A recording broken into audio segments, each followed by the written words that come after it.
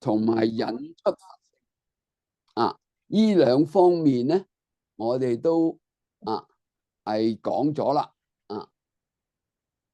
咁即係話呢兩個喻咧我哋講完咗。咁由呢兩個喻所謂嘅引出佛性同埋呢一個住自性佛性咧，呢兩個喻咧就帶出所謂嘅三身果咁呢個三身果咧，亦即是法身、應身同埋化身嘅三身。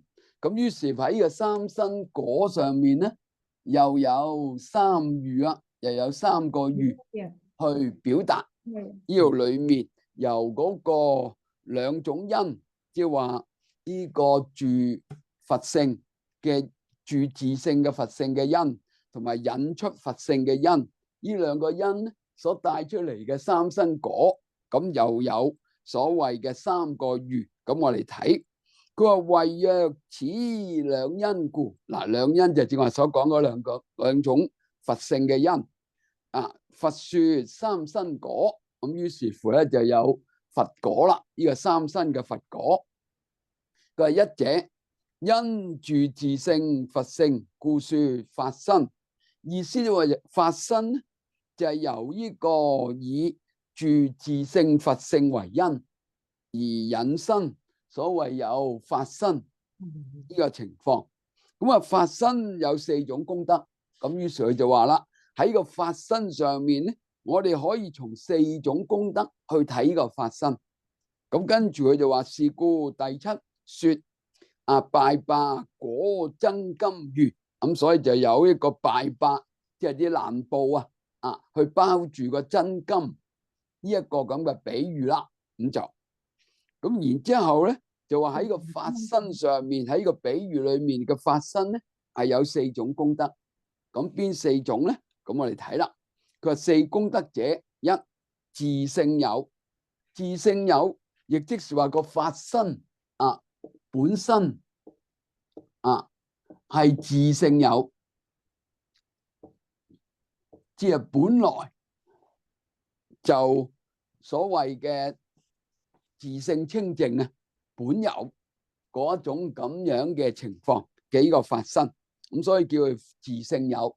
佢係如金本有，所以呢度裏面咧，你見到個法身就比喻為金咁樣，嗰啲爛布咧就比喻為我哋嘅煩惱種種嘅嘢，就係嗰啲爛布啦咁樣。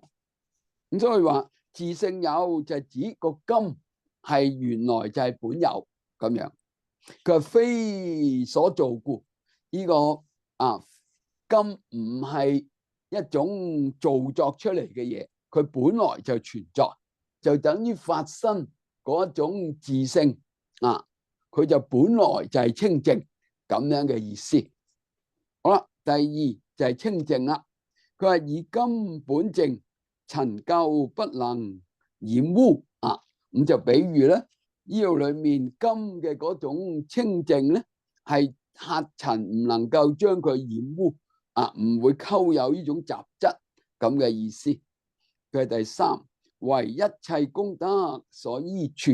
咁呢個法身咧，係一切所現起嘅功德有法身嘅所謂嘅功德即係法身所起嘅功用，就叫做功德咁樣。佢話一切嘅功德所依處，即係話我哋所起嘅一切嘅一種功用咧，都係以法身為所依咁樣。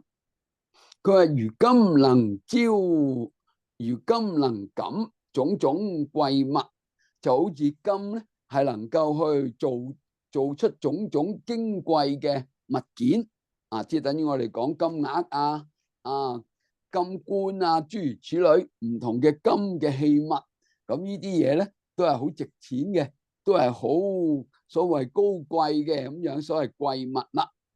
佢話四平等所得，佢話好似金一樣係平等所得。點叫平等所得咧？意思話呢個金唔屬於任何人嘅，大家都可以擁有。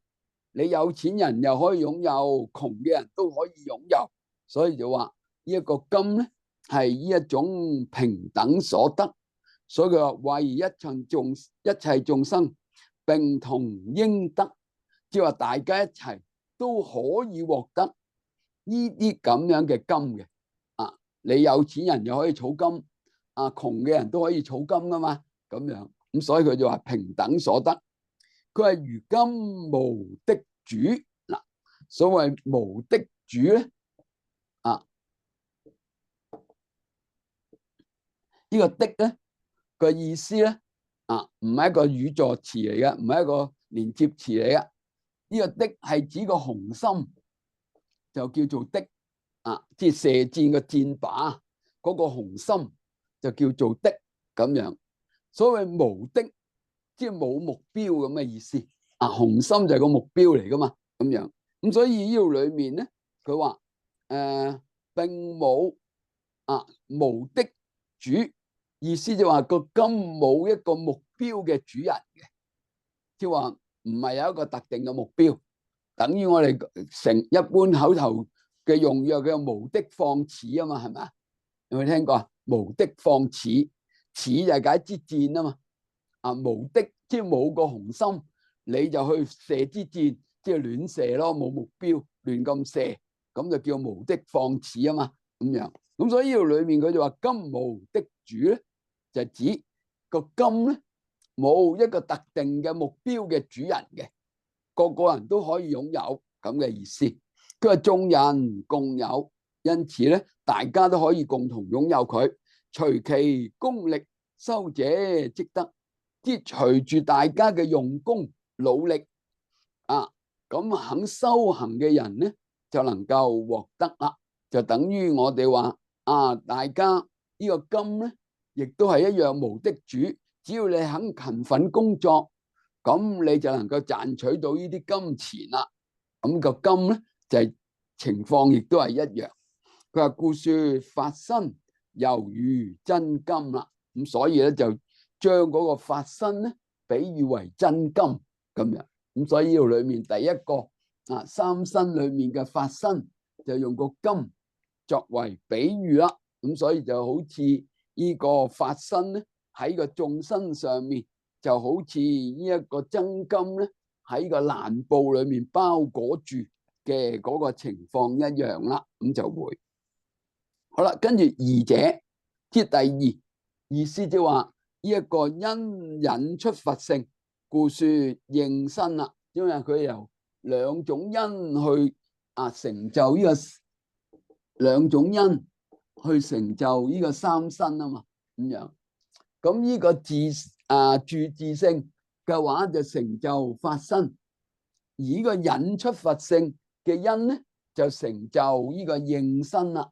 所謂應身同埋化身呢兩個所以應身同化身咧係由引出佛性所成就咁樣。咁佢下面就講啦，佢話因引出佛性，故說應身。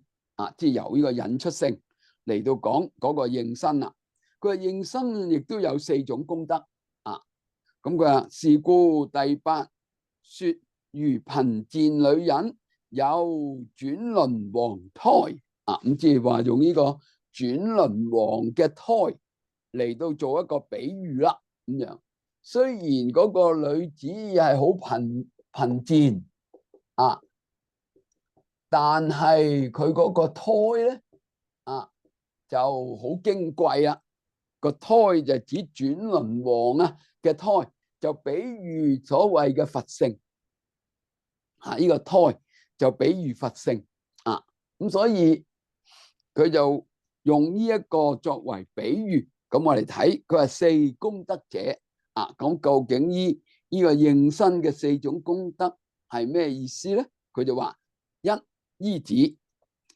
乜嘢叫依止咧？佢話就係指37道品是所依止。即係話37道品係我哋所修所行嘅所依咁樣。即係以呢樣嘢37道品就以呢個所謂嘅應身作為所依啦咁樣。因為應身就去做種種化道嘅工作，咁所以咧就以37道品咧就以個應身為依。第二正生啊，佢話欲得應得，即是未知欲之根。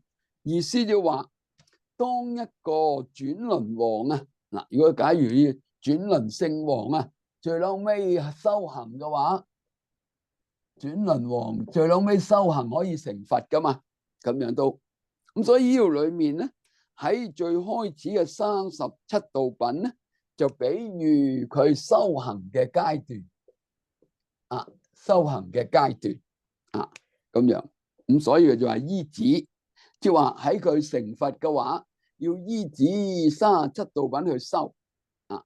跟住第二咧，就話呢一個所謂正生，正生就係指嗰個佛性正式顯現，所以叫正生咁樣。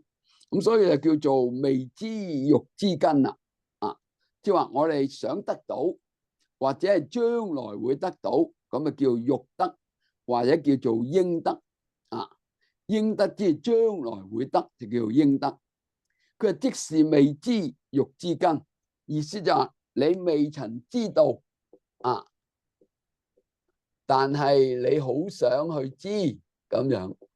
就係指我哋喺個修行嘅過程裏面啊，達到呢一個雖然暫時仲未知，但係而家係好積極努力咁樣去求知緊咁嘅意思，所以就叫做咧呢個正生，正努力之中咁嘅意思。好啦，第三者叫正住，正住咧就係解正得，現在已經獲得，就叫做正住啦。住就指已經能夠安住到喺個咁樣嘅應身或者呢種咁樣嘅佛性上面。佢話謂正得，即是知根啊。咁正得咧就係屬於知根啦。啊，跟住到第四咧就係呢個受用啦。受用即是知已根啊。知已根咧，即是已經證得之後，知已即係話已經證得咗之後嘅嗰一種智慧，所而能夠去受用呢種種嘅智慧啦。啊，咁所以就叫知已根。所以我哋一般咧涅槃嘅三根咧，就叫做未知欲之根，叫做知根同埋知已根。咁呢個係涅槃嘅其中三根咁樣啊。咁所以呢度裏面咧就話呢個引出佛性裏面嘅四種功德去講嘅呢個應身咧，就係指喺修行緊嘅過程，以及欲得呢種涅槃嘅情況，乃至證得涅槃，乃至得涅槃之後而起嘅種種受用。呢幾個階段就叫做應身嘅四種功德啦，咁就叫做咁所以話合此四義，名為應身，就係咁嘅意思。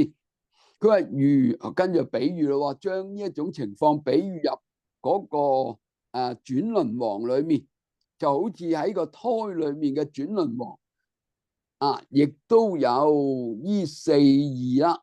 佢話轉輪王子，轉輪王嘅仔，亦都有呢四種咁樣嘅意思。佢話一，以宿業為依止，宿業就係指你所修行嘅37道品喺度裏面，係俾翻比喻成為佢嘅宿業，即係過往所積嘅呢種種嘅功德於是乎咧，由咁樣嘅功德，所以招感轉輪聖王嘅結果啦，嘅果報啦。咁所以咧，第一個就比喻佢嗰種宿業嘅情況咁樣。第二，未得王位，欲得如初生，即係話咧係未能夠達到王位，但係想得到王位，就好似啱啱出世一樣。個轉輪王啱啱出轉輪王子，啱啱出世嘅時候係未能夠達到轉輪王，但係佢會想達到，咁所以咧就呢個就如初生，就好似所謂嘅呢個欲得應得嗰個意思一樣啦。咁樣雖然未得，但係佢會想得咁樣。第三，正得王位如住啦。即係當佢長大，最後能夠成為呢一個轉輪王嘅話，喺呢個時候就叫做住位啦，所謂叫正住啦，比喻為咁樣。咁然之後四，得以不失如受用，即係當佢得到呢個王位之後，係唔會失去。咁呢個就等於第四嘅受用啦。咁所以佢話轉輪王咧，亦都有呢四義，就好似應身四義一樣。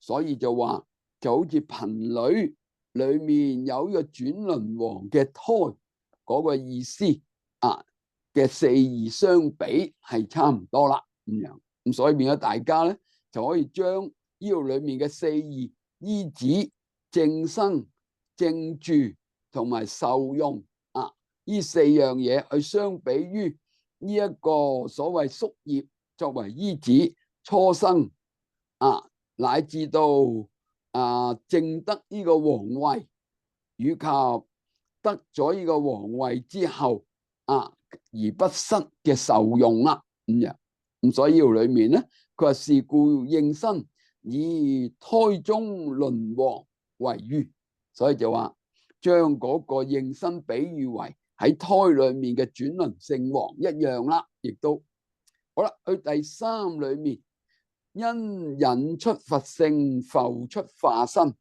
咁於是乎咧，即係話呢個引出佛性咧，唔單止可以去講出呢個應身，同時亦都可以出呢個化身咁樣。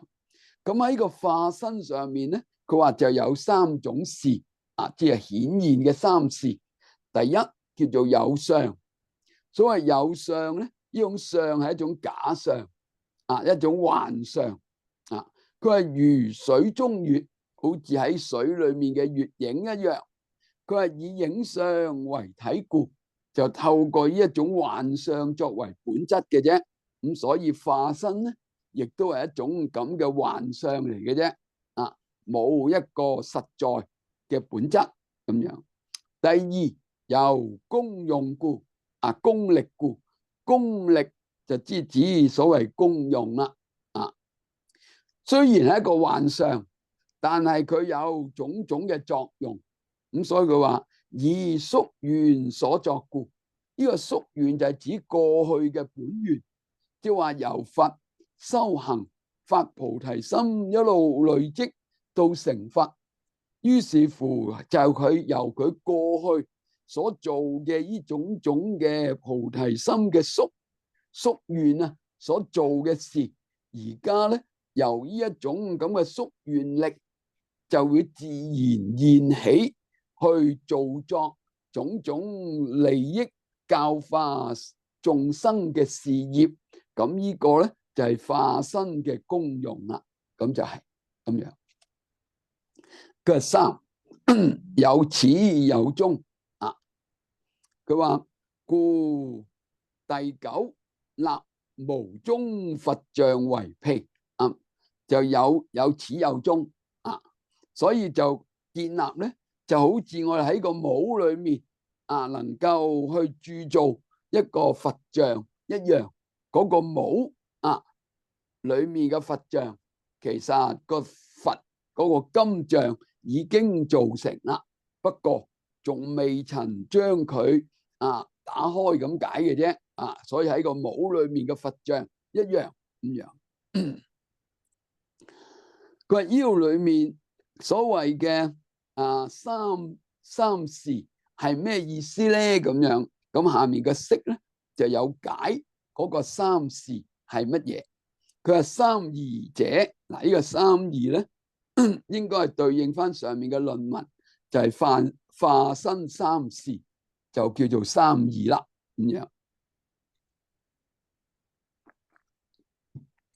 咁喺三義裏面咧，你見到一係有相貌，咁即係有相啦，有相貌即係有相咁解啦。佢話譬如月影，就好似月嘅影一樣，但似而不真實，只係有一種似嘅影，根本冇實質咁樣。佢話化身亦爾，只有一種化現出嚟嘅影像啊，但係冇實在性。佢話非實體故，即係唔係原生嘅咁樣啊，唔係一種真實性嚟嘅咁樣。佢話而由人工造作者啊，人工造作即是透過有為嘅造作而起嘅咁樣。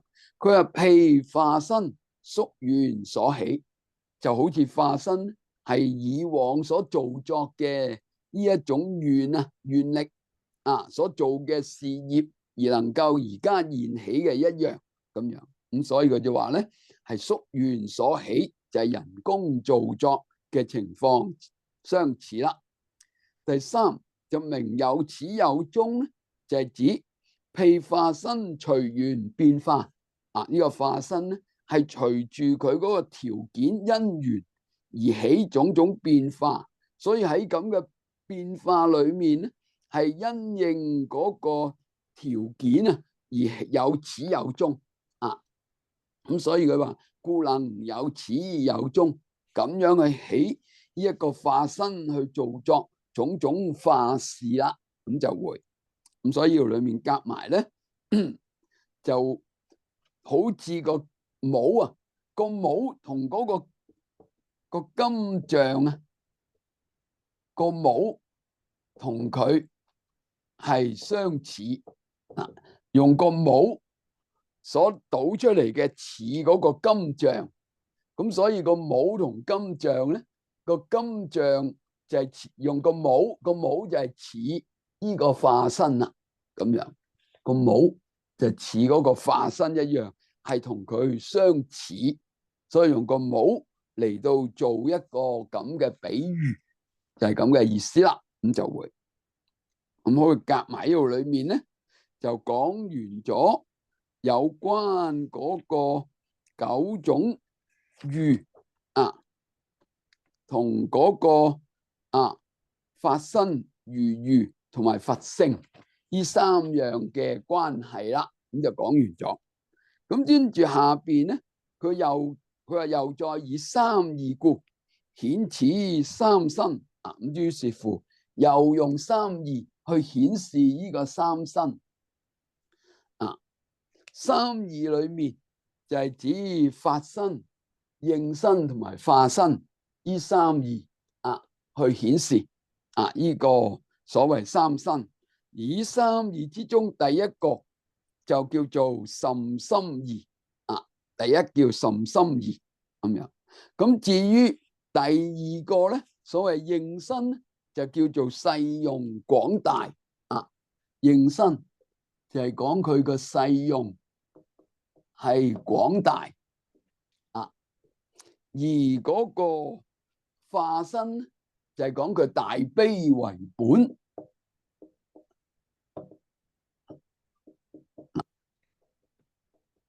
啊。咁第一就係甚深，就係法身；應身就細用廣大，就係應身；化身咧就大悲為本，就係化身。咁所以首先咧就講咗呢一個所謂法身先啊。咁所以佢話初甚深義顯於法身，即係話透過甚深義去顯示呢個法身啊嗰種道理咁樣。佢話甚深者，咁咩叫甚深咧？佢係體微細故，佢個本質個體啊係好微細難知咁樣，故此法身。所以咧呢一個法身咧就具足有五相五種功德啊，即係話由呢個五相五種功德去顯示佢嗰種微細難知嘅情況咁樣。好啦，跟住五相又講邊五相咧？咁樣，於是係一路咁樣喺呢個五相同埋五種功德上面咧，其實就講咗好多頁啊，一路咁講落去咧，講到邊度咧？講到去呢一個5種功德，再講埋，先至再講嗰個應身，就去到36頁。嗱，如果你自己睇咧，你可以掀去36頁，中間嗰度見唔見到啊？中間左右見唔見到復次應身，誓用廣大故，見唔見到啊？見到啊嘛？跟住再最後嗰段，佢話復次化身者，大悲為本，見唔見到？嗱，咁所以呢度裏面咧，如果你想提翻自己，究竟佢講嘅呢個三身所顯嘅呢三義係點樣嗰個銜接咧？咁你自己喺上面33頁嗰度咧，你就要補充翻，就要見下文第36頁啦。至於第二、第三義呢個誓用廣大嘅應身，大悲為本嘅化身，咁你就要自己寫翻去接翻落去第36頁。如果唔係咧，變咗你一路睇咧，睇嚟睇去都睇唔到，究竟第一義之後邊度揾第二義、第三義嚟咧？咁樣，咁你可能咧就好似亂咗咁啦咁樣。咁所以呢度裏面咧，跟住再講嘅法身咧，第一義呢個法身甚深，所謂初甚深義裏面咧，又再從五相五德5種功德兩方面去表達呢一個法身嘅道理咁樣。咁於是喺呢個法身道理上面咧，我哋又可以再睇究竟點樣講呢個所謂法身啦。咁佢話五相者，究竟邊五相咧？佢係一者無為相咁即係話呢度裏面咧，就住嗰五相咧亦都開出咗5樣嘢。第一，無為相。點叫無為相咧？就係離開咗我哋有為法嗰種生住異滅嘅4相。所以我哋一般講生老病死就係人就講生老病死。但係如果係事物嘅話咧，就係生住異滅嘅呢個有為4相所謂嘅咁，所以話離開有為法嘅呢種4相嘅過失，咁就叫做無為相啦。咁就叫做好啦。跟住第二就係呢種無一義相，意思係個法身，第一法身係無為嘅，第二嘅法身咧冇所謂一與二冇所謂同，冇所謂異，即係話法身係非一非二啦。咁亦即是裏面所謂嘅無一義相嗰個意思。佢話真與俗諦不一不二。咁所以裏面首先就講呢個真諦同俗諦，其實唔係我哋所諗嘅所謂一相的話二相。當你用一相或者二相去睇嘅話咧，咁我哋就會對佢產生種種嘅相嘅執着啦，或者係分別啦，咁就會。咁而家我哋所講嘅呢個法身咧，係離開種種有為嘅呢個生住異滅，係唔可以由種種分別去認知。既然離分別，所以就唔係喺分別。嗱，我哋一般由於分別嘅話，所以就有一有二啦，有同有異。但係當喺無分別嘅話咧，咁就會所謂非一非二啦，就唔能夠用分別嘅一或者二去理解佢咁樣。咁所以就係非一非二咁所以你見到咧，佢就話啦，真與俗諦不一不二，不一即係非一，不二即係非二。佢話復有二種，佢話喺種所謂非一非二裏面，我哋又可以分2種情況嚟到睇。第一個就係就呢度裏面非一非二，一個係從法一個係從人嚟到講。佢話如果從法嚟到去分析嘅話，佢係約法辨即係話由從個法去分辨所謂嘅不一不二係咩意思咧？咁樣佢話為真通故，不可言異。佢話當我哋講係真嘅時候，即係從真諦去睇呢個諸法，佢係屬於共通嘅。既然係共通，所以就冇所謂一二啦。所以咧就冇所謂二啦。咁所以裏面咧，佢就話，當我哋喺嗰個法上面去睇嘅時候，佢以呢一種咁樣嘅方式佢係為真通故，不可言異。因為從個真嚟到講，佢係共通嘅，即係等於真如係諸法嘅共相。咁如果係真如係諸法嘅共相，咁咪既然係共通咯，咁自然就非二啦，就唔係二啦，係咪？咁樣。好啦，跟住再講，佢又話，佢係以俗別故，不得言一。佢話如果我哋從俗去睇嘅話咧，俗嘅話就有各別啦，即係一一諸法各有唔同，咁就所謂嘅別啦咁樣。因此佢就話以俗嚟到講咧，佢係有種種嘅分別我哋喺個俗諦裏面去分別一一嘅諸法咁樣，咁所以就話以俗別故啦。佢話不得言一，咁所以就唔能夠話佢係一。咁既然唔係一，所以就非一啦咁樣。所以你都見到從法去辨嘅話咧，喺個真嚟到講就非二，喺個俗嚟到講又非一咁樣。咁所以依嗰個法咧，就所謂非一非二啦，亦都所以就叫約法去辨呢個不一不二，就係咁嘅意思。咁所以佢話咧，佢話如呢個裸白色，裸之與色不一不二佢話喺呢個咁嘅情況上面咧，就好似所謂嘅裸同白色呢個裸同裸嘅嗰種白色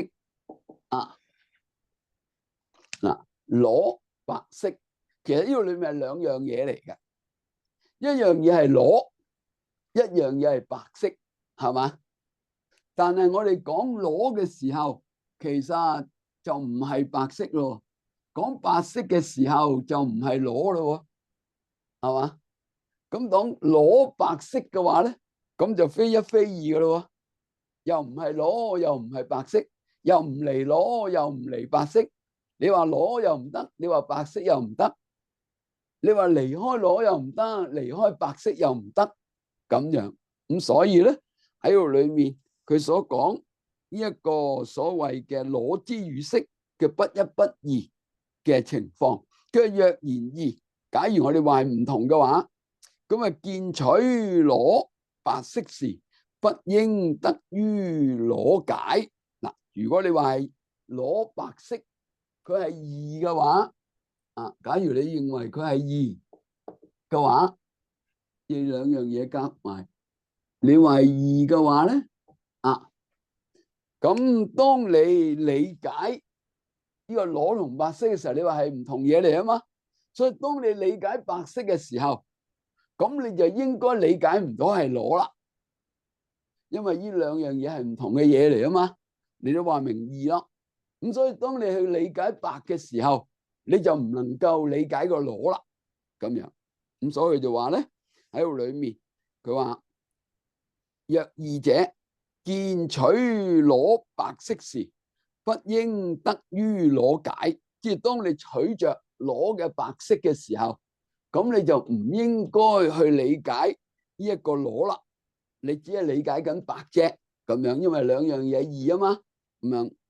好啦，跟住若言一嘅話，如果你認為佢係一嘅話，當你認為佢係一嘅時候，佢話不應有香味觸二，意思就話，咁你認為係一嘅話，咁係裸白色係一個整體啦，係一。咁但係喺個色上面有呢個香、有味、有觸等等，咁呢啲裸上嘅色同裸上嘅香、裸上嘅味、裸上嘅觸，咁咪構成咗二咯。咁樣，因為個裸除咗你話從色上去講叫裸白色之外，仲有裸嘅香味、裸嘅香、裸嘅食落嘅味道、掂落去嘅軟硬嘅觸都有唔同噶。咁係異於裸白色嘅，都係同個裸有關嘅。咁所以咁樣睇嘅時候，我哋咪可以見到有所謂二咯。咁又唔係好似你所講嘅一啦，咁就所以裸白色就唔係一啦，又因為有呢一個香味觸等等嘅異相喺個裸上面會出現啦，咁樣。咁所以呢個裏面咧，佢話如果你話係一，咁我哋就唔應該有所謂嘅裸上嘅香、裸上嘅味、裸上嘅觸咁樣。佢話但應是色。咁啊，應該咧只有色啫。如果係一，就只有色，就唔應該有香味觸啦。咁樣，咁所以，但係而家我哋係有噶嘛。咁所以你話佢係一又唔得，你話佢二又唔得，咁樣啊。好啦，另外第二樣咧係若人論啦，即係就住個人嚟到去討論所謂非一非二。咁樣，咁若人論又點樣咧？佢就話啦，佢話真俗不一不二，喺個人上面去講真俗，應該係不一不二。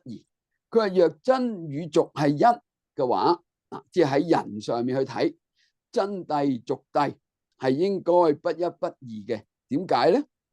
佢話凡人見俗，則應通真。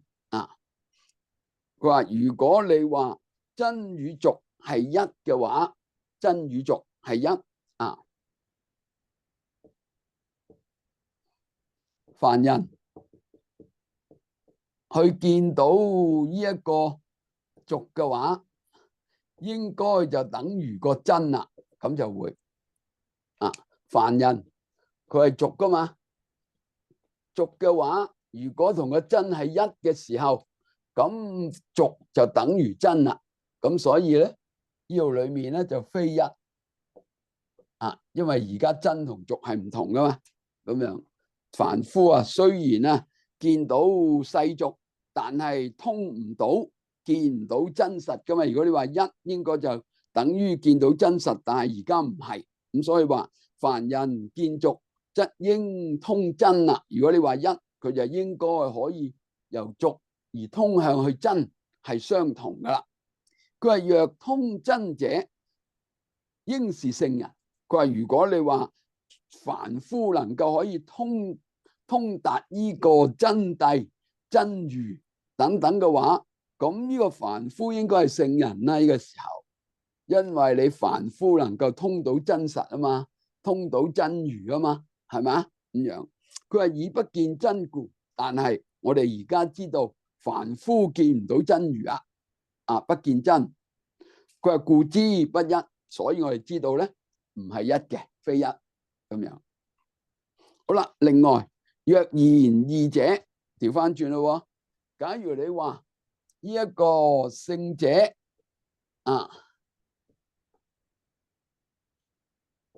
佢哋通真如嘅時候，其實要經過咩啊？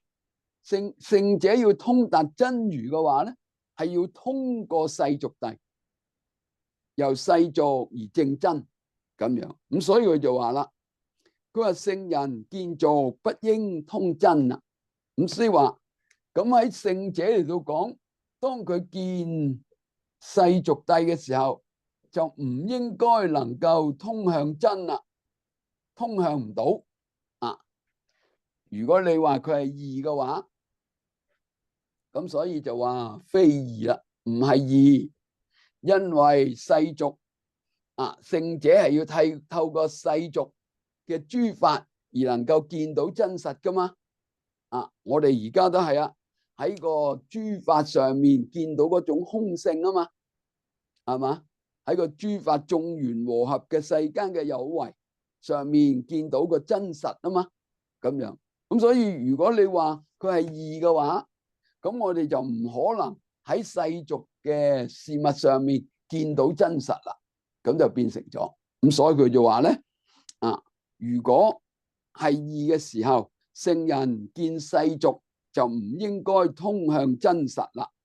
佢如果唔能夠通向真實咧，咁調翻轉聖人就即是凡夫噶啦喎，因為佢都見唔到真實個聖人，係嘛？佢係以聖人見故，但係而家我哋知道聖人能夠見到真實，喺個世俗上面能夠見到真實，佢話不得為義，所以唔應該係義啦。咁所以就非義啊，就咁解啦。佢話是故不一不二，咁所以咧就唔係一又唔係二咁樣。咁所以呢度裏面咧去解嗰個呢一個咁樣嘅法身咧，佢嗰個相係指呢一種咁樣嘅所謂冇一二相唔屬於一又唔屬於二嘅呢種法身，我哋唔能夠用一二相去衡量佢或者去說明佢，就係指種非一非二嘅相啦。咁就呢個係第二個法身五相裏面嘅第二相嘅情況。咁所以透過法嚟到講，透過人嚟到講，人咧就透過凡夫同聖者去睇。如果你話一，咁凡夫所見就等於聖者所見啦，就等於真實啦，見到。咁呢個係唔啱嘅。調翻轉，如果你話二嘅話咧，咁聖人透過呢個世俗咧，根本就證唔到真實。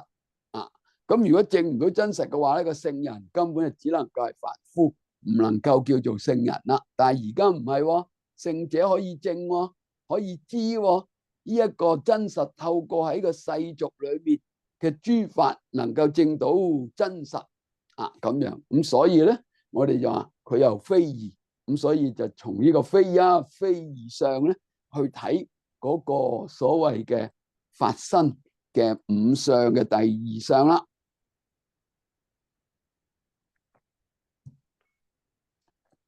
跟住再落咧，第三相就係叫做離二邊相。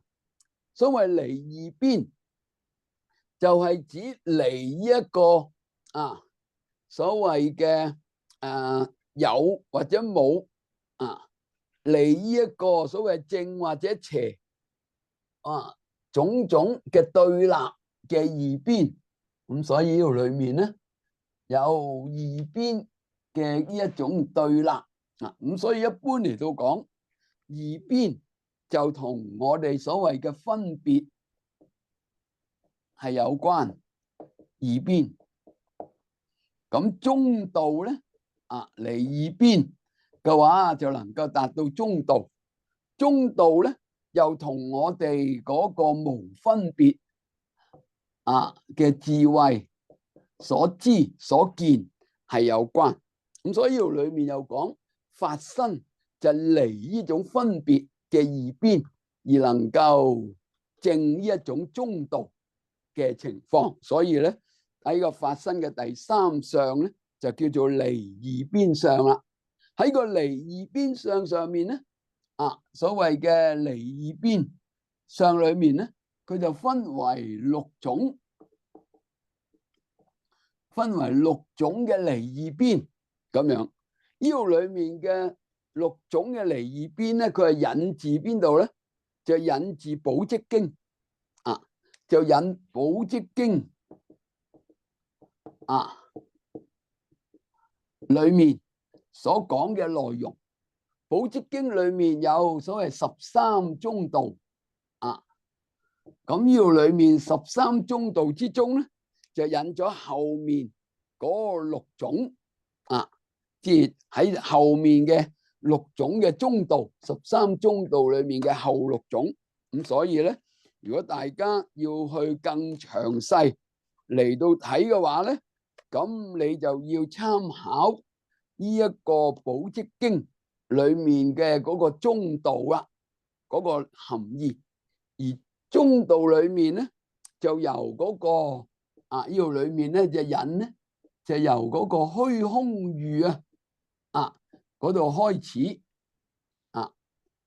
一路至到最尾咧，所謂嘅二燈喻有虛空喻，有畫師喻有幻師喻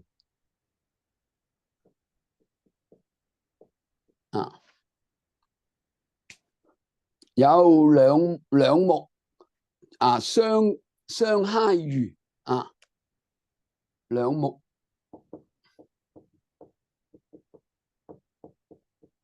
即係互相去摩擦啦，相揩以及呢個初燈喻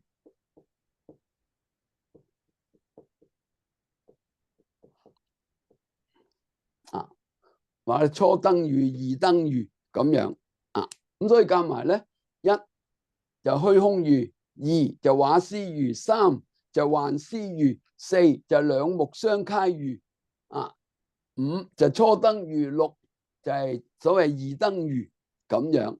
咁於是乎有所謂六個唔同嘅喻喺嗰個《寶積經》裏面所講咁所以呢度裏面咧，大家就要對《寶積經》咧要有啲認識。咁而家呢度裏面佢就引嗰個譯本咧，佢就譯做《寶頂經》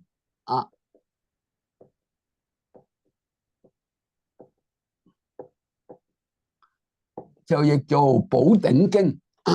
咁我哋知道咧，喺呢個《大智度論》咧，佢都譯叫做《寶頂經》嘅但係喺我哋現有嘅6個《寶積經》嗰個版本裏面咧，就冇一個譯做《寶頂經》嘅只有呢個《普明會》啦，有呢個《寶積經》啦，有呢一個嘅《寶嚴經》啦等等，或者係呢個唔同嘅譯名咁但係就冇一個譯做《寶頂經》嘅。咁所以見到咧，我哋可以睇到佢呢度裏面所依據嗰個內容嘅譯本咧，可能又同我哋現有嘅版本咧，可能又有少少出入，又有啲唔同咁樣咁所以我哋去睇究竟佢嗰個內容嘅情況究竟係點。咁如果你大家有興趣咧，你係可以揾翻《寶積經》嗰個13中道嗰個部分去對翻，從個虛空喻嗰度開始去對落去，嗰6個比喻就係同呢度係相應嘅，得唔得？不過但係呢度裏面解得咧再具體啲，相反喺《寶積經》裏面咧解得冇咁具體，呢度解得具體好多。咁我哋睇睇佢點講啦。咁佢話咧，六種二邊何者為六？究竟邊6個咧？佢話第一係執可滅滅呢度裏面嘅所謂可咧，個可字咧你可以將佢理解成為所嗰個意思可滅即係所滅，同呢個滅即係滅同可滅。咁呢個滅咧，如果你係從呢個所相對咧，個滅就係指能啦，能滅同可滅滅同可滅，即係能滅同所滅啫，得唔得咁所以你咁樣去理解嗰個可字啦，咁樣跟住再落就叫做執可畏同畏。可畏就即係所畏咁嘅意思。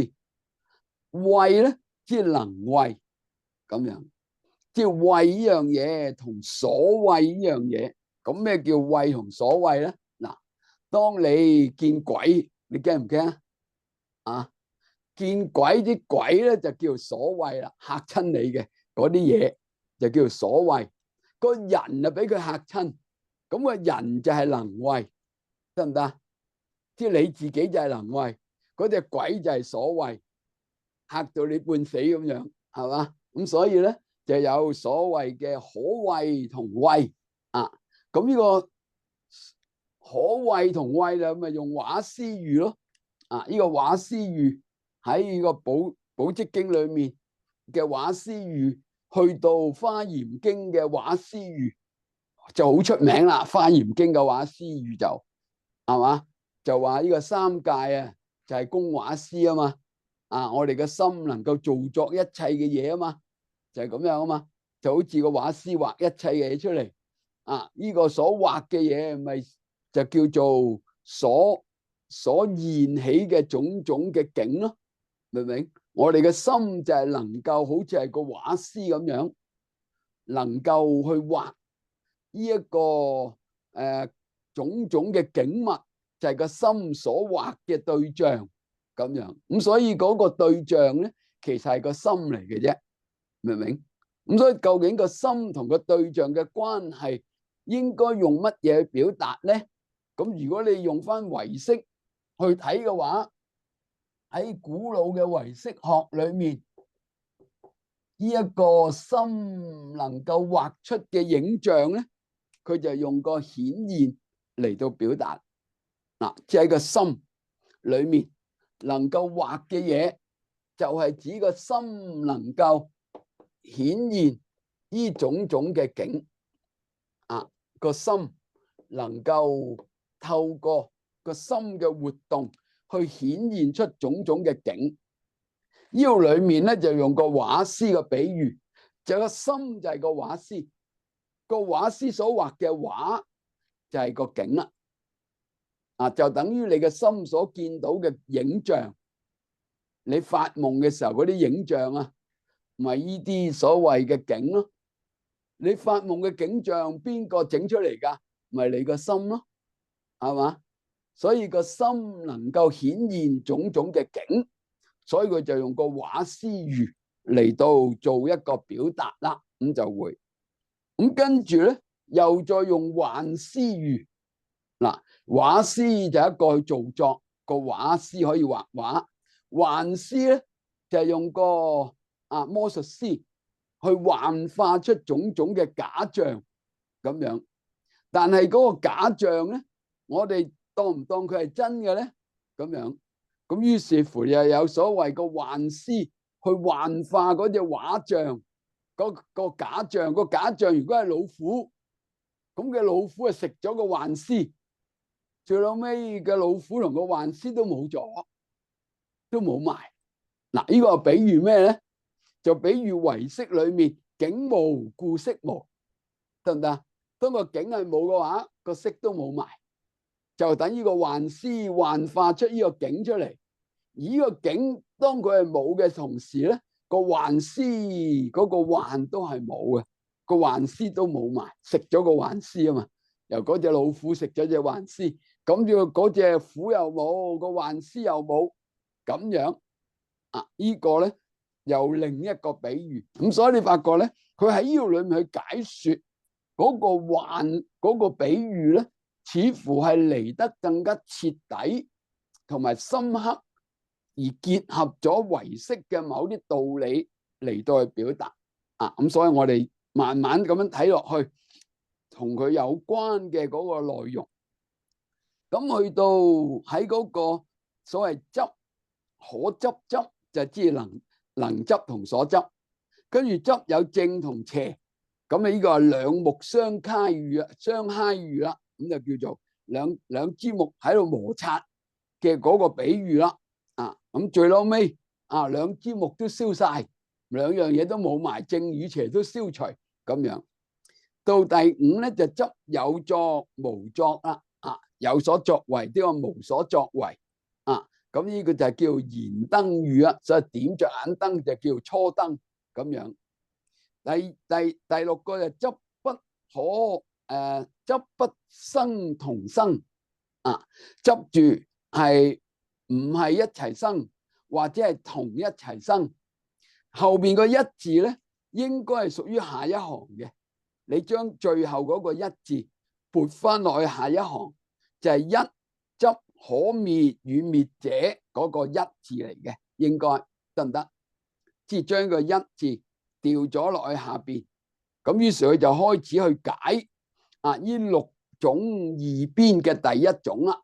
所以第一種就係執可滅與滅嘅第一種啊。咁我哋睇點樣可滅同埋滅咧？咁樣佢話有人言，即係有人講，一切諸法畢竟可滅啊，即係話所有嘅現象界嘅事物，究竟都係一種所滅啊！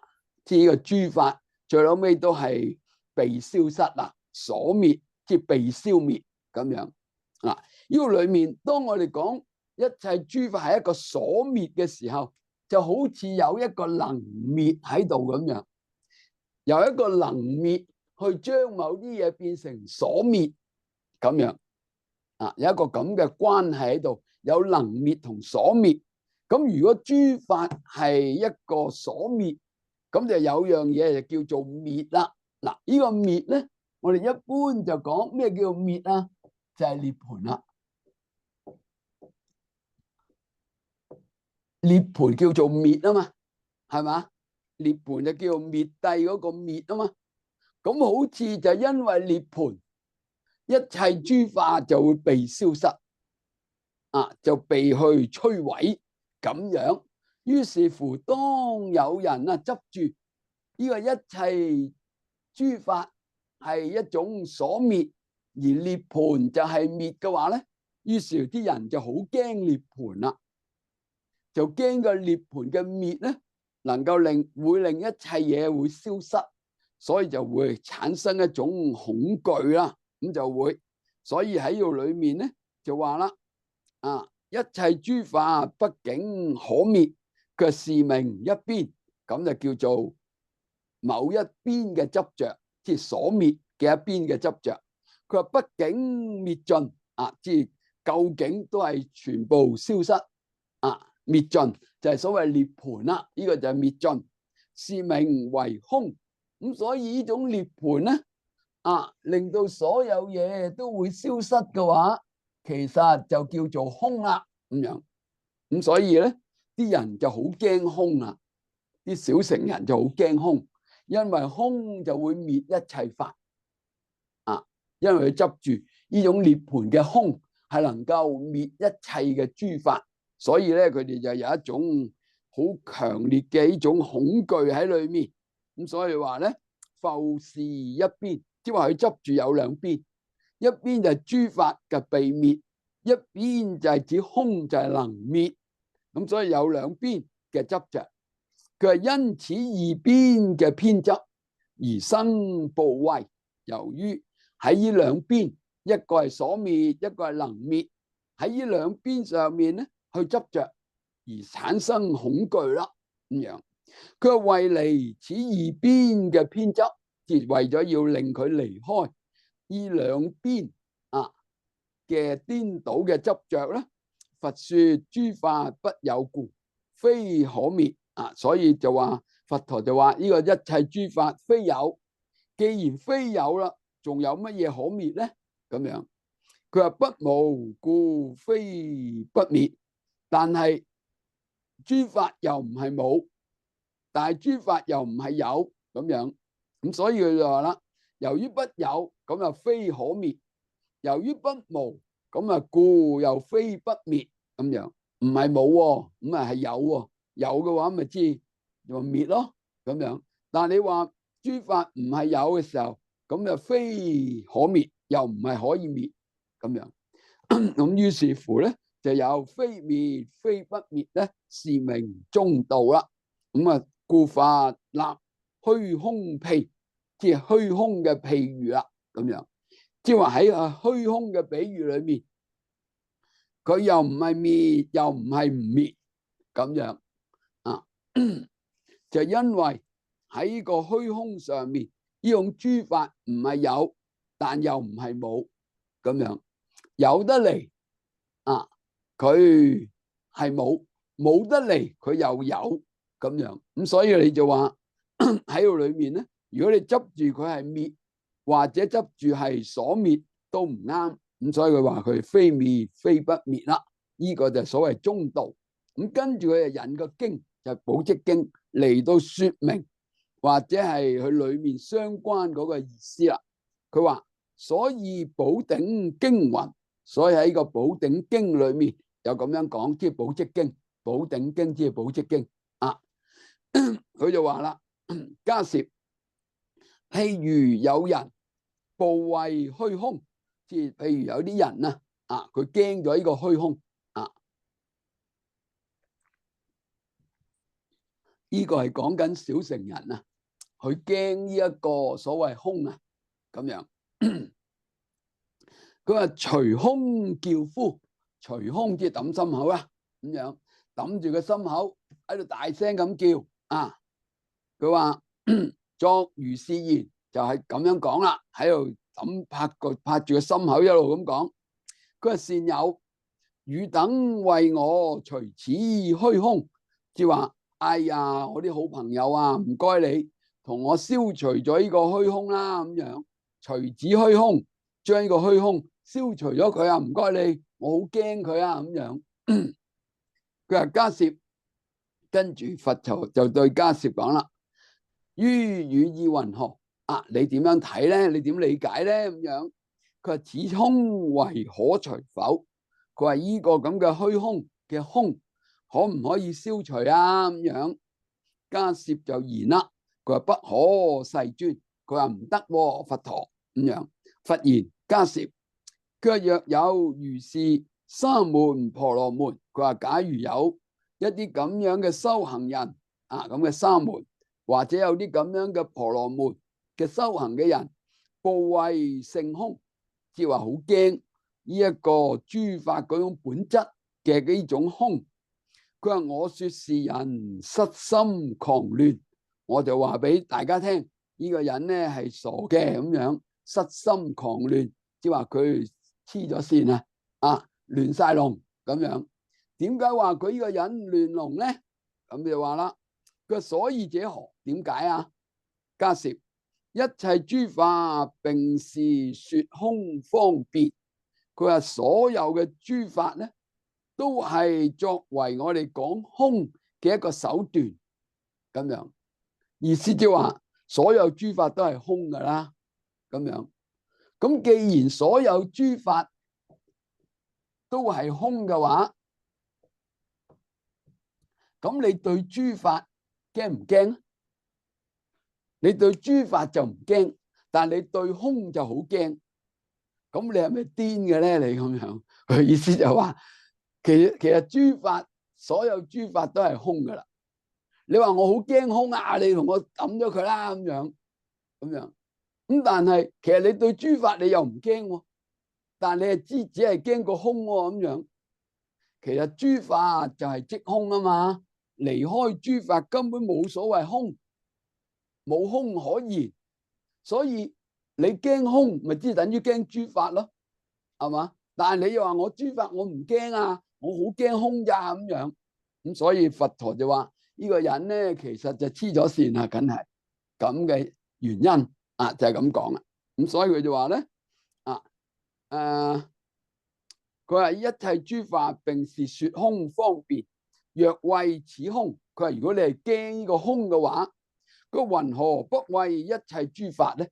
咁點解你又唔驚一切諸法？你又咁驚個空咧？啊，咩理由咧？咁樣，佢話若識諸法，識即外識啊。如果你係重視呢個諸法，佢話云何不識此空咧？我話如果你係咁重視、咁愛惜呢個諸法嘅話，點解你唔愛惜呢個空咧？咁樣啊，咁所以呢個裏面咧就引咗呢段係《寶積經》，但係《寶積經》其實冇講，我哋睇到嘅《寶積經》冇講得咁詳盡嘅。即係如果我哋現時嘅版本嘅《寶積經》咧，冇呢度講得咁明顯、咁清楚咯。咁但係呢個版本嘅《寶積經》咧，似乎就清楚好多啊咁樣。好啦，下邊佢再解釋，即係當引咗呢段經之後咧，佢再進一步解。佢話問曰：此經為顯何意？佢話呢一段經文究竟係想表達咩道理咧？啊，咁我哋睇落去後邊34頁啦。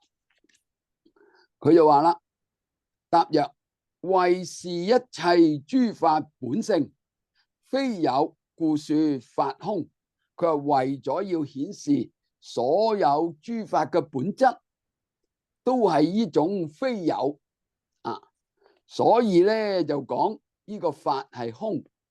佢話非關法滅，然後得空。佢話唔關乎啊呢個法去消失咗之後，然之後獲得呢個空。嗱，呢度裏面大家要好明白，法本來就空，唔係要個法消失咗去得到個空，得啦嘛？嗱，呢個嗰個關係完全唔同噶。意思即係話法就等於空，並唔係將個法本來有，由呢個有嘅法將佢摧毀咗，然之後先至變成咗叫做空，唔係咁嘅意思啊。咁所以咧，佢話故於空性不應生怖啊。所以對於種空嘅本質，呢種空嘅性質，我哋唔應該產生恐懼。佢話是名離可滅，滅二邊，呢個就叫做離呢一種所滅同埋滅嘅呢兩邊啦。咁樣，佢話顯非能滅所滅中道。咁啊，為咗要顯示啊，並冇呢種能滅同埋所滅嘅嗰種中道嘅思想啊，中道嘅嗰種道理啦，嗰種真實啦。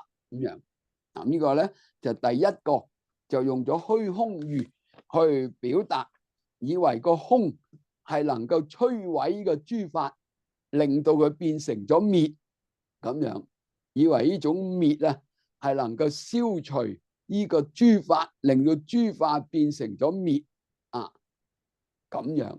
咁所以呢點嚟到講咧，就係亦都係針對緊嘅係咩咧？針對緊小乘人，佢哋執啊呢一個所謂嘅法有啊，而對於呢個真如咧，就產生呢一種所謂恐懼啦，對個空起一種恐懼咁樣嘅思想。好啦，跟住到第二個咧，就係從一個畫思喻去講。就係謂同埋可謂呢兩邊啦。可謂即係所謂咁解啫。我哋睇佢話以分別性所起色等六塵，則為實苦。嗱，呢度裏面咧就從唯識嘅角度講啦。呢一點你見到啊，佢喺個唯識嗰個道理上面去講有關嗰個畫思喻啊。咁呢個咁樣嘅道理裏面咧，佢就話分別性。嗱，分別性即係遍計所執，就叫做分別性啊。咁佢話咧，喺個遍計所執而起嘅色等六塵啊，呢度裏面顯現嘅呢一個色等六種境。咁呢個色等六塵咧，即是色聲香味觸法呢六種境咁樣啊。咁呢個色聲香味觸法嘅六種境咧，係由我哋嘅心識啊所現起，由我哋嘅心識現起呢種種六種境。所以呢個境咧係由個心所做啊，亦即是等於啊。所以就話，當佢咁樣現起呢六塵咧，則為實苦。就將呢種種嘅色等六塵，就由呢一個執着，以為有實在嘅種種嘅苦啊，將佢執取，以為有實在嘅苦事啊，咁樣嘅情況。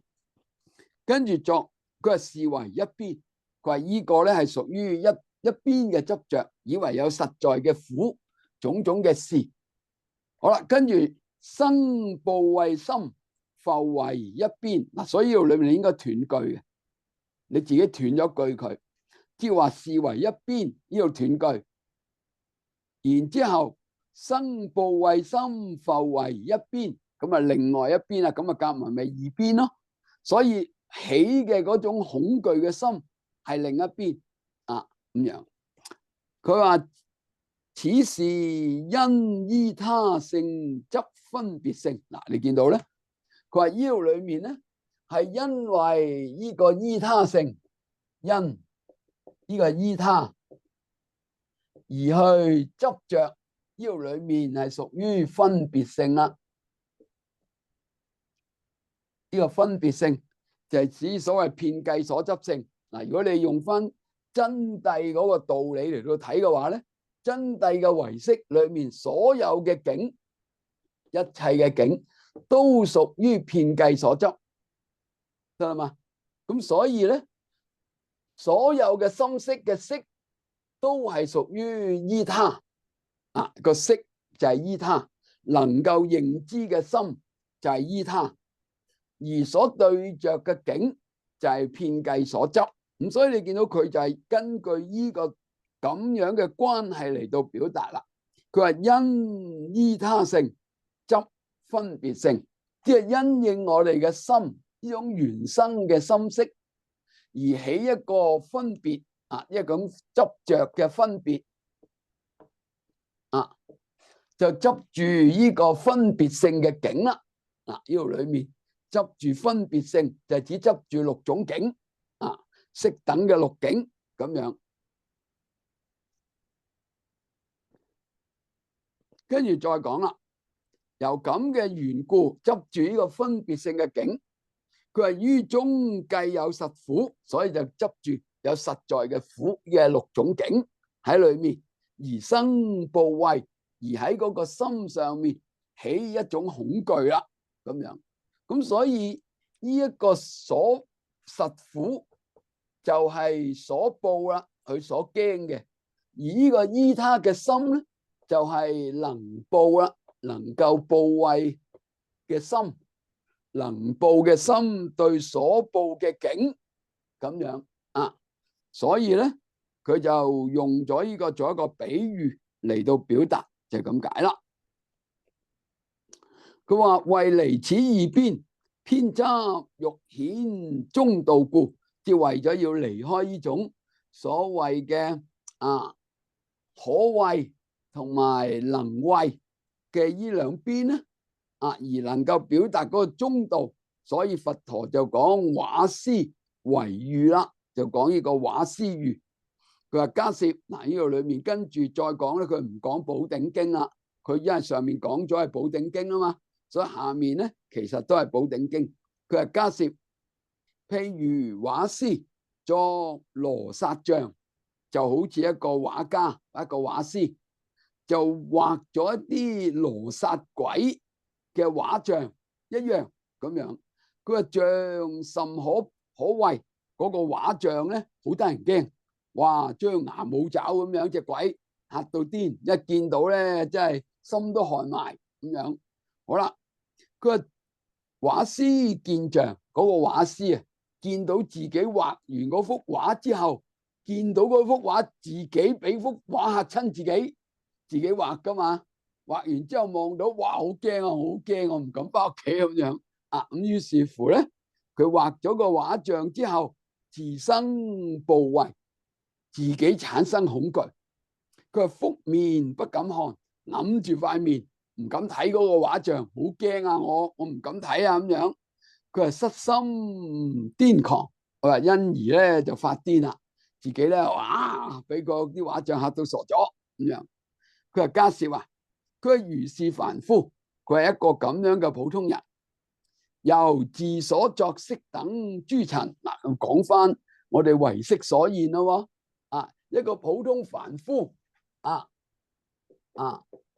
佢自己喺自己個心上面呢個凡夫由佢自己嘅心自作色等諸塵，即由自己嘅心顯現色等六種嘅塵境，呢個諸塵。於是乎會令自己生死流轉啊！喺呢一個咁樣嘅情景上面，起種種貪嗔癡嘅顛倒。佢話於如是法，對於佢所面對到嘅色等六境嘅呢啲咁嘅法，不能通達，唔能夠了解，唔能夠體會如實道理，唔能夠去理解到，唔能夠明白佢裏面嗰個真實嘅道理啊！即係意思話，就喺個境上面，佢唔能夠知道佢係空嘅，佢係個心所幻化，根本冇實在性嘅。咁啊，此譬為顯何意？佢話呢一個咁嘅比喻，究竟想顯示咩道理咧？咁樣，佢話為明，想話要說明色等諸塵，我哋所講緊嘅色等六種嘅塵咧，非是實有，唔係真真正正實在嘅諸法咁樣，但以妄想分別所作，只係由我哋嘅心嗰種虛妄分別而令到佢造作出嚟嘅啫。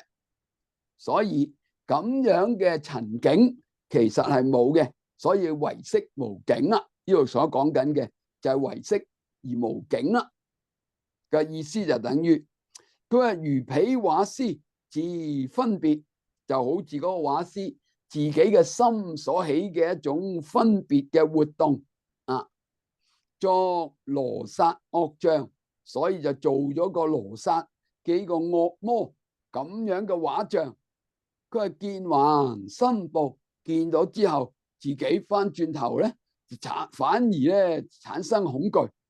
佢話是人亦爾，佢話呢個人亦都係一樣。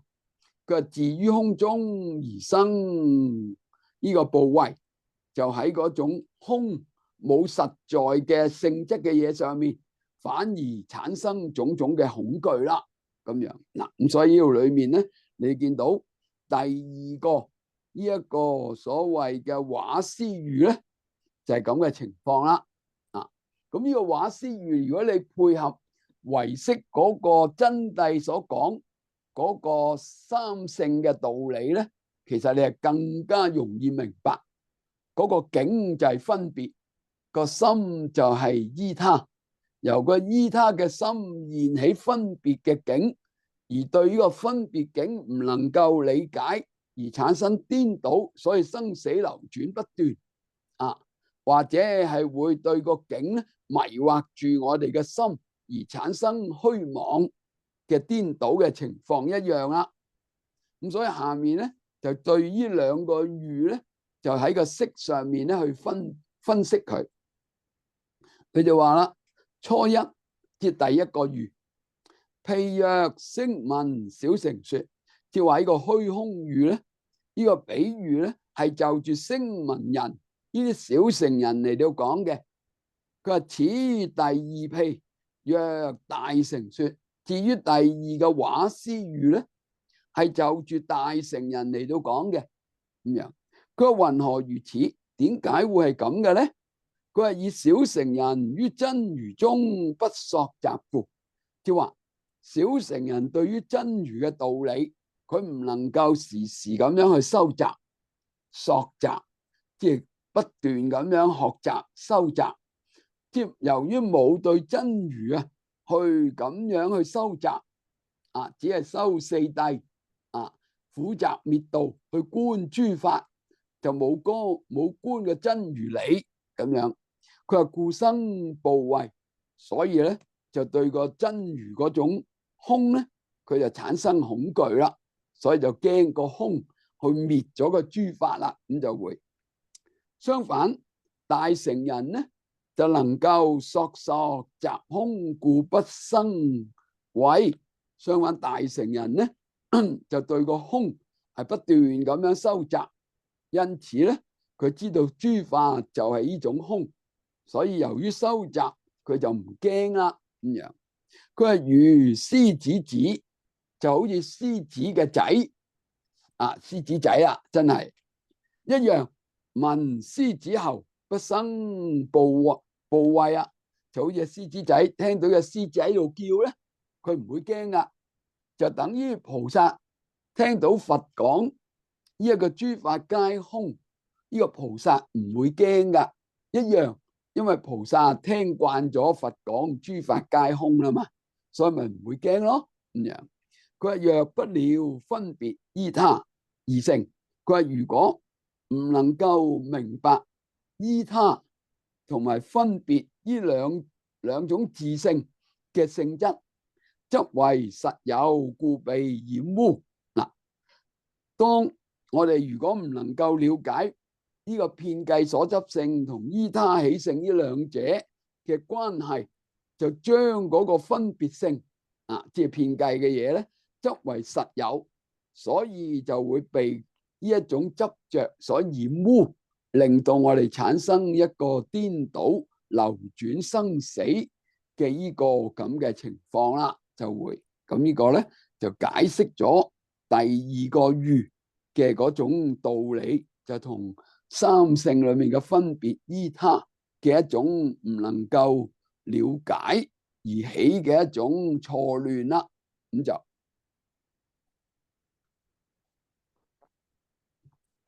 跟住第三就叫做可執執二邊可執即係所執，同埋執即係能執兩邊，所以呢個可執就係指個境嗱。咁所以我哋簡單嚟到講，因為前面已經講咗嗰個心顯現呢種境啊嘛，而對個境嗰種以為有實在嘅苦，因此咧就會產生呢一種咁樣嘅執着啦。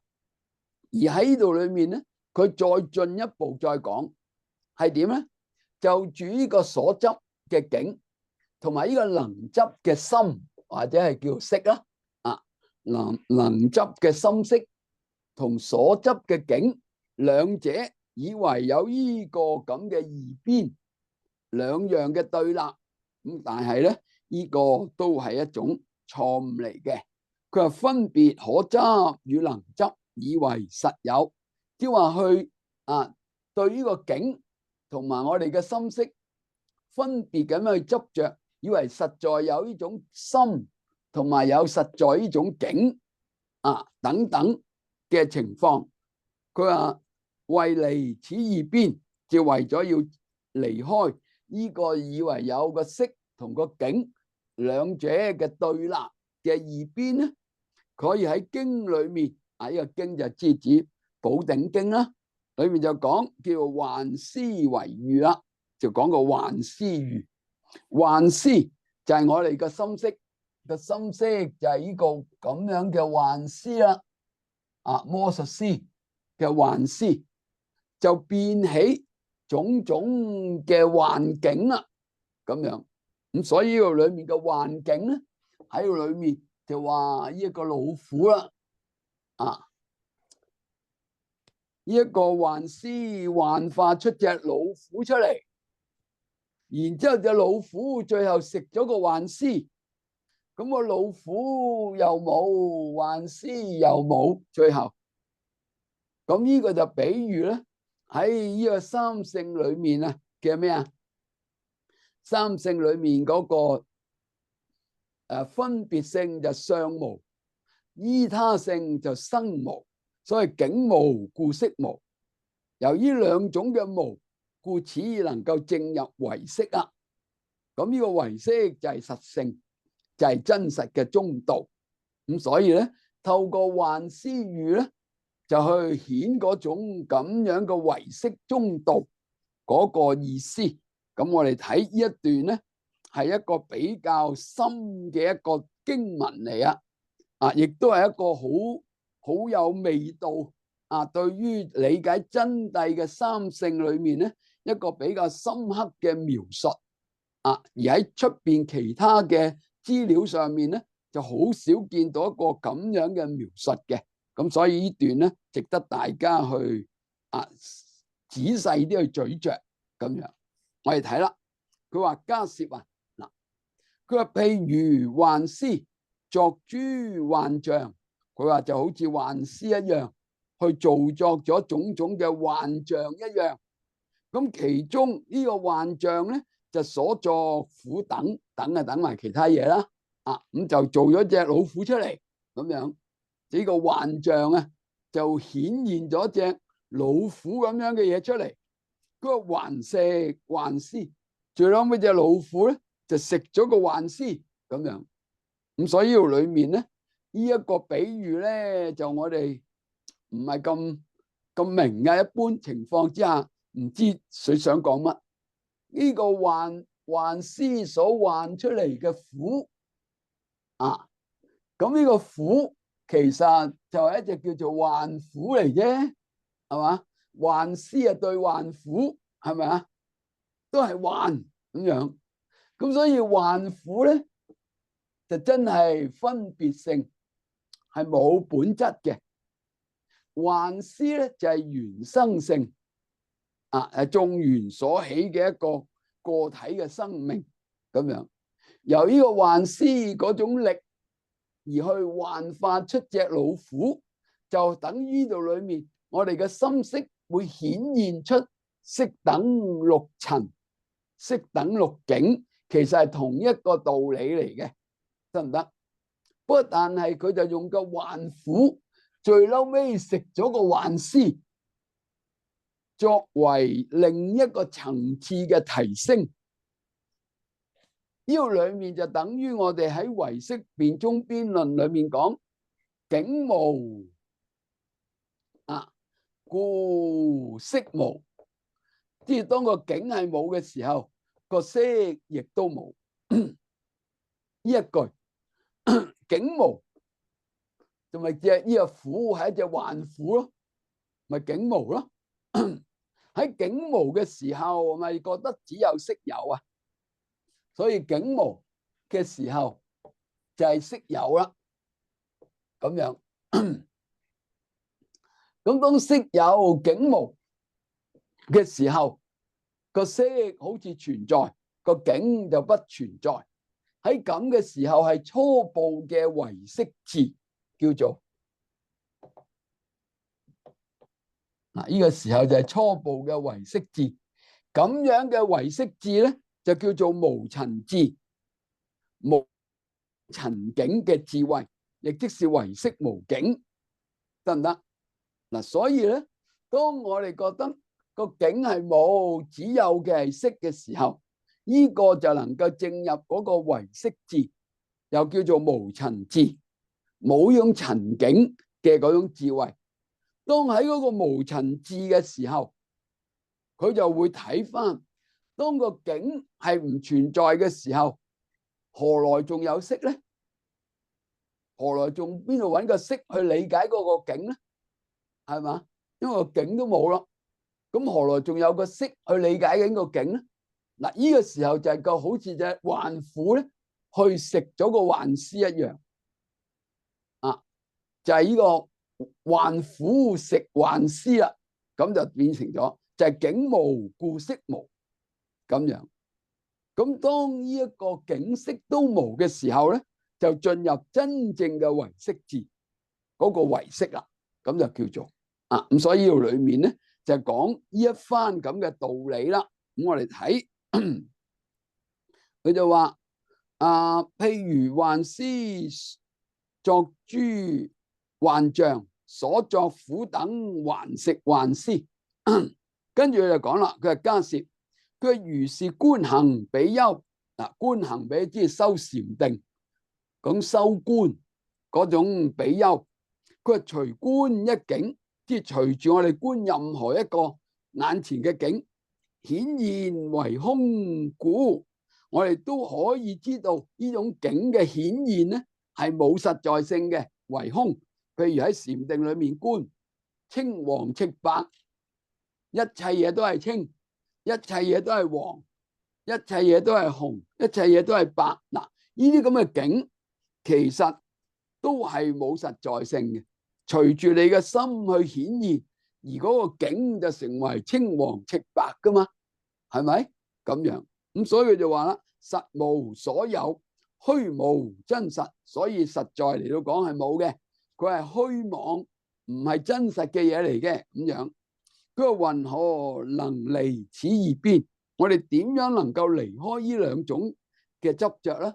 能觀嘅智同所觀嘅境嘅一種實有嘅執着咧，佢係由依意識生唯識智，即係話由我哋嘅心識嘅意識產生起一個唯識智。當佢能夠生起個唯識智咧，就知道係無塵冇塵啦，就會起一個無塵嘅境，即係話冇根本就無境，佢就會由意識提升到變咗唯識智。當佢起個唯識智嘅時候，就係知道冇塵嘅冇境，只有個識咁樣嘅意思。咁所以話由依意識生唯識智。咩叫唯識智啊？就即是無塵體智。無塵體智即係冇塵嘅本質嘅嗰種智慧，即係話塵係無體嘅咁嘅意思。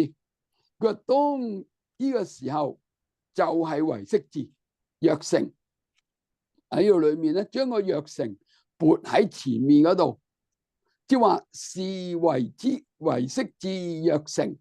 佢話呢一個唯識智如果能夠成立，則能還滅自本意識，咁就由個唯識智去消滅咗佢自己嗰個意識啦。嗱，即係話咧，由呢個境無故識無嗰個識係指緊意識，唔係唯識智。所以冇嗰個識係指冇咗呢種咁嘅意識嘅分別，而起嘅就係一種無分別嘅無塵智咁嘅意思啊。佢話何以故？點解啊？以塵無體故，意識不生。就因為嗰個境係冇本質，因此同佢相對分別嘅意識咧，亦都唔能夠起，所以不生。意識不生故，當個意識唔起嘅話咧，唯識自滅。嗱，咁所以咧，呢一個只有嗰個冇嗰個境，只有個識咧，亦都會嗰個識亦都會消失啦。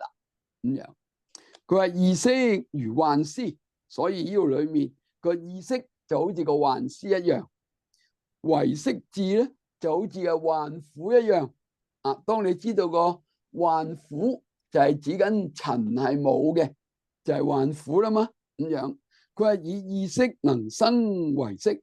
佢話而家我哋個呢個心識透過修行能夠起種唯識。當佢起唯識嘅時候，就知道個虎係幻虎啦，呢個無塵智啦嘛，咁就變成咗。咁所以佢話唯識觀成，還能滅於意識啦。當我哋起種唯識觀嘅時候，我哋知道境無識無嘅話咧，呢個唯識觀之下就能夠將嗰個心識嘅意識嘅分別亦都消除。佢話何以故？點解咧？由塵等無故，意識不生。因為嗰個境係冇嘅時候，同佢相待嘅意識就唔會起啦。譬如幻虎、幻石、幻獅，呢個比喻咧，就好似個幻虎食咗個幻獅一樣。幻虎就係嗰個塵無境，呢個塵等無故，就係嗰個幻虎啊。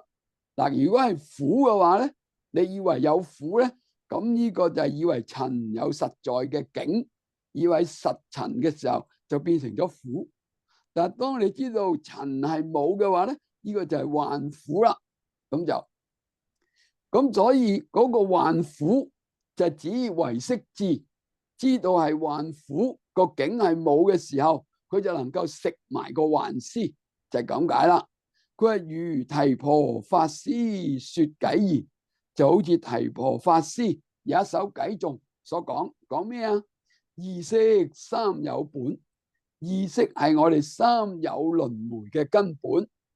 意識就係分別，所以就構成咗欲界、色界、無色界嘅三有嘅根本。